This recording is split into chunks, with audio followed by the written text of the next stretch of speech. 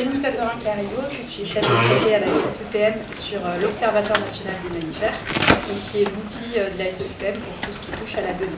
Aujourd'hui, je vais vous présenter un travail qui a été réalisé sur le fichier national Pelote. Je vais vous parler de l'intégration et la validation scientifique des données. Le fichier national Pelote, qu'est-ce que c'est? Au début des années 80, des membres de la SFEPM ont commencé à centraliser à l'échelle nationale les résultats d'analyse des pelotes de réjection. Donc, ils ont ainsi centralisé plus de 5000 analyses de l'eau de pelote récoltées sur une période allant de 1940 à 2021. Le fichier initial était construit avec une ligne par lot de pelote analysée. Et donc pour chaque lot, on avait des indications géographiques, la commune, la coordonnée, avec parfois une description du milieu de collecte, une date plus ou moins précise, le nom du collecteur et donc les espèces déterminées lors de l'analyse des pelotes. Les espèces qui étaient renseignées dans le fichier initial, on avait 33 taxons, donc espèces, groupe d'espèces, genre, je reviendrai par la suite.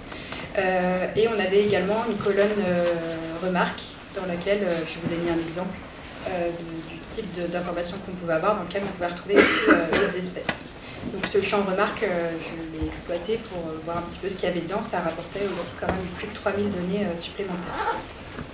Un grand travail de standardisation, de nettoyage de la donnée. On arrivait à un jeu de données de plus de 40 000 données. Mais parmi celles-ci, il y a 6762 données qui n'ont pas pu être intégrées dans une base de données, principalement parce que c'était des données pour lesquelles il n'y avait pas de date. Et ça fait partie des informations obligatoires pour qu'une donnée puisse rentrer dans une base de données. Donc on a abouti à un jeu de données de 34 232 données. Je vous parlais tout à l'heure des espèces qui étaient renseignées. Donc on avait au total 73 taxons qui étaient renseignés à des rangs taxonomiques différents. La grande majorité était renseignée, donc 84% étaient renseignés à l'espèce. On avait une donnée renseignée à la sous-espèce. Vous avez tout le détail. Et l'autre grosse proportion, donc c'est 15% des données qui étaient renseignées au genre, notamment pour Apodemus et Talpa. Donc ces données, je vous l'ai dit, ont été intégrées dans la base de données de l'Observatoire, et toutes les données intégrées dans la base de données passent par un processus de validation scientifique. Donc un petit rappel, le processus de validation scientifique il consiste à des expertises qui sont automatiques et manuelles pour évaluer le degré de confiance que l'on peut accorder à une donnée. Donc on attribue un niveau de validité et on définit les possibilités de diffusion et d'utilisation ultérieure de la donnée à partir de ce niveau de validité. Concernant le protocole de validation automatique, il a été publié il y a 2 ans maintenant. Il repose sur 3 critères. Donc un contrôle sur le lieu, pour cela on va utiliser un référentiel géographique, un contrôle sur la validation du taxon, donc en lien avec la méthode d'observation, la technique de contact utilisée. Donc on va utiliser un référentiel de détermination. Et le troisième contrôle, c'est sur la période d'observation, donc on va utiliser un référentiel temporel. Donc ça, c'est le socle commun pour toutes les données mammifères. Et donc ces 3 référentiels, ça consiste à des filtres par lesquels on fait passer la donnée, et ça va nous permettre d'attribuer une première note de validité. Je vous parlais des référentiels. En premier lieu, le référentiel géographique. Donc nous, le protocole de validation automatique, on est en train de finir de le tester sur les chiroptères. Vous allez voir que sur les petits mammifères, c'est encore à construire. Et je vous ai mis des exemples de ce qu'on peut faire pour les chiroptères. Donc le référentiel géographique, il a pour objectif de vérifier si le taxon est observé dans une zone où la présence a été confirmée récemment, avec des définitions qui peuvent varier. Donc en fait, là vous voyez une carte en marron, ce sont des zones de absence ou présence à vérifier, et en vert, des mailles de présence certaines. Donc, comme je vous le disais, pour les petits mammifères, on doit construire ces référentiels à la maille, qui se fera avec les différents experts régionaux. Et en attendant, pour le travail de validation sur les pelotes, j'ai utilisé les cartes disponibles de la BDSM comme référence. Je vous parlais d'un référentiel de détermination. Donc, il a pour objectif de renseigner le degré de fiabilité de détermination d'un taxon par rapport à une méthode, une technique de contact. Donc là encore, je vous ai mis un exemple pour les chiroptères. Vous avez pour chaque espèce en ligne, en colonne, c'est les différentes méthodes de contact utilisées, et à chaque combinaison, on attribue un degré de fiabilité. Donc F1 à F5, ça veut dire peu probable à certains très probables. Donc comme je vous le disais, pour les petits mammifères, ce référentiel est également à construire. Là, dans le cadre de l'analyse sur les pelotes, on a utilisé le degré de fiabilité de la méthode non connue pour l'ensemble des espèces, ce qui pourra évoluer une fois qu'on aura les référentiels. Et le dernier référentiel, c'est le référentiel temporel qui permet de contrôler la cohérence entre la période d'observation, si elle est favorable à la période favorable à l'observation du taxon et la date de l'observation renseignée dans la donnée. Encore une fois, c'est à construire pour les petits mammifères, mais de toute façon, dans le cadre de l'analyse des pelotes, on a considéré que la période était favorable pour l'ensemble des mammifères.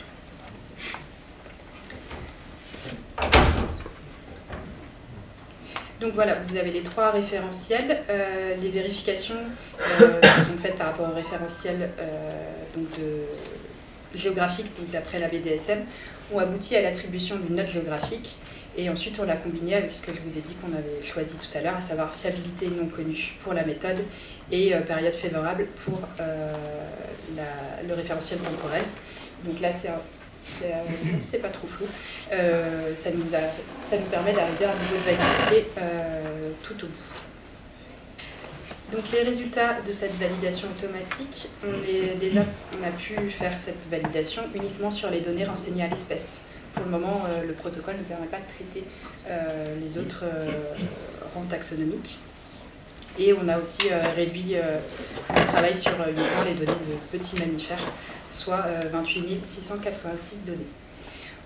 La grande majorité des données, 93,3%, ont obtenu le statut de certains très probables. Et on avait quand même 3,8% de données douteuses et donc 2% de données non réalisables qui en fait correspondent aux données qui sont attribuées à Rhinella terrestris, puisque du fait des changements taxonomiques, on n'a pas de référentiel géographique disponible pour le moment. Donc comme je vous disais, 3,8% de données douteuses, ce sont des données qu'on va ensuite analyser manuellement. Pour ça, la validation manuelle, c'est un protocole qui permet de reconsidérer le niveau de validité de l'observation. Je vous l'ai dit, on le fait en priorité sur les données douteuses, mais toutes les données peuvent être soumises à validation manuelle.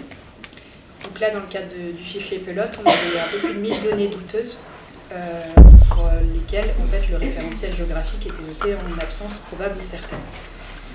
Donc, ce qu'on a fait, c'est qu'on a consulté les atlas régionaux et également l'atlas des mammifères sauvages de 84, qui n'est plus tout jeune, puisque comme je vous l'ai présenté au début, je vous ai mis un petit graphique en bas, c'est des données qui sont historiques, et on voit que la grande majorité des données ont quand même ont comme date les années 80. Donc en fait, c'est établi que les référentiels géographiques peuvent évoluer et c'est plus cohérent d'aller consulter l'atlas des années 84 que des référentiels actuels. Donc ça, c'était la partie un petit peu bibliographique de la validation manuelle et ensuite on a consulté des experts du groupe Petits Mammifères de la SFP. Au niveau des résultats, donc sur les un peu plus de 1000 données douteuses, on avait 89% des données qui étaient rattachées à la musarine carrelée.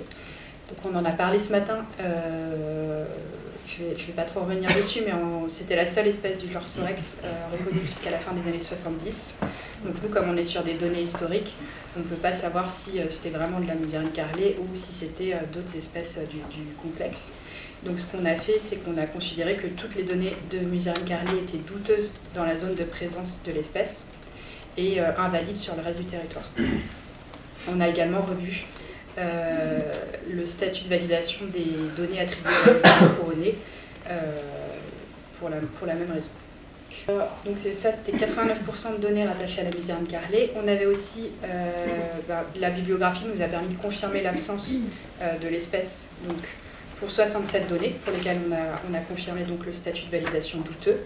Et à l'inverse, par contre, on a pu aussi relever de la présence de l'espèce en opposition à ce qui était enseigné au niveau de la BDSM, principalement pour les 2 espèces de crocodile sur lesquelles il y a eu une enquête en 2020. Il restait 37 données qu'on a donc soumis pour expertise aux experts du groupe Petits Mammifères. C'est le tableau de résultats, donc j'imagine que vous n'allez pas voir grand-chose.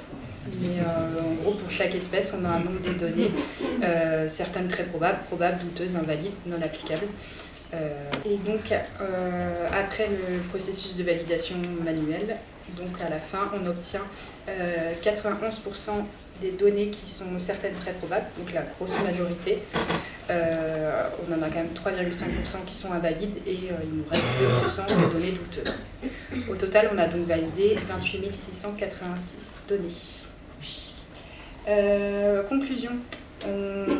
Comme je vous le disais au début, un petit rappel, on a bancarisé plus de 34 000 données, donc 84% ont fait l'objet d'une validation scientifique. Ces données ont été versées au SINP et sont également disponibles au sein de l'Observatoire national des mammifères. Ce travail est à poursuivre, notamment il faut qu'on construise des référentiels géographiques, temporels et méthodologiques pour la validation des données petits mammifères. Donc ça, c'est un travail que j'ai déjà commencé et qui sera finalisé en 2025. On peut se poser la question du traitement pour les données qui sont assignées à un rang taxonomique différent de l'espèce. On l'a vu, il y a beaucoup de données qui sont attribuées à Podemus et Talpa. Se pose aussi la question de comment est-ce qu'on gère les référentiels dans le cas d'évolution taxonomique, Arvicola terrestris ou Sorex. Et ça, c'est une discussion qui est en cours depuis très longtemps. Se pose aussi la question de mettre à disposition un module de saisie en ligne pour l'analyse des pelotes de réjection, afin de poursuivre cette centralisation des données issues de l'analyse des pelotes de réjection. Et donc, je finis avec des remerciements donc à M. Stéphane Olanier qui a tenu le fichier pelote sur ces dernières années, à toutes les personnes qui acceptent de partager leurs données, et aux validateurs et au groupe de travail avec Petits Mammifères. Voilà.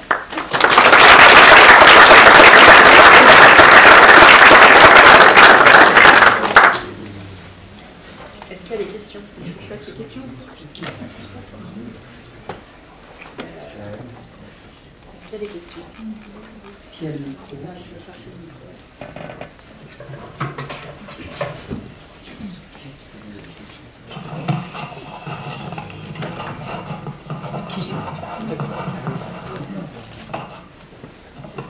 Merci pour cette présentation.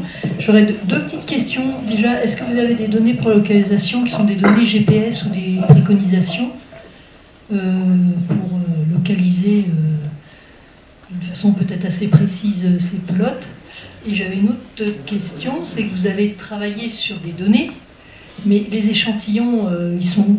Ils ont disparu totalement? Vous n'avez aucun élément parce que ça pourrait permettre un recoupement, repartir sur l'échantillon.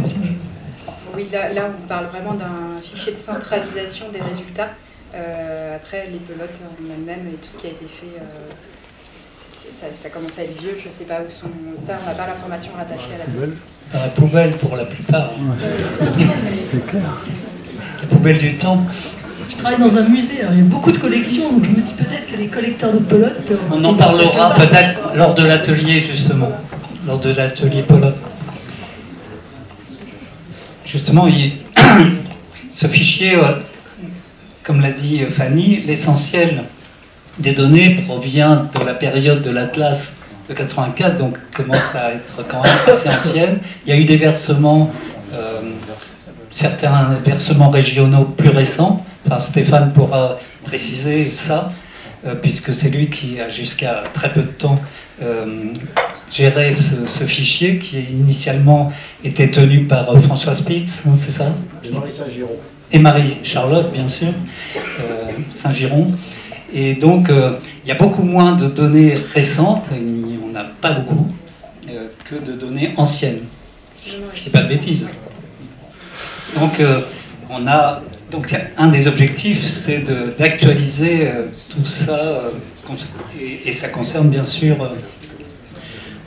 ça concerne aussi les atlas consacrés aux rongeurs, donc le numéro 6, et puis le volume 7 ensuite, sur les eulipotifs, pour avoir des données plus récentes. là, pour compléter, l'objectif du travail, c'était aussi de récupérer ces 38 000 données qui potentiellement n'étaient pas dans d'autres bases de données. J'imagine que maintenant, les données circulent peut-être plus dans la globalité des bases de données locales, en fait. À l'époque, a priori, il y avait ce besoin de centraliser spécifiquement les analyses de plot de réjection. Peut-être que maintenant, c'est plus d'actualité. Est-ce qu'il y a d'autres questions?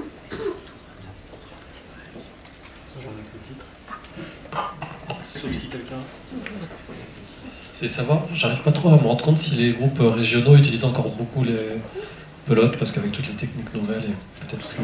On va en parler. Ah, c'est l'objet d'un truc après. Et très bonne transition.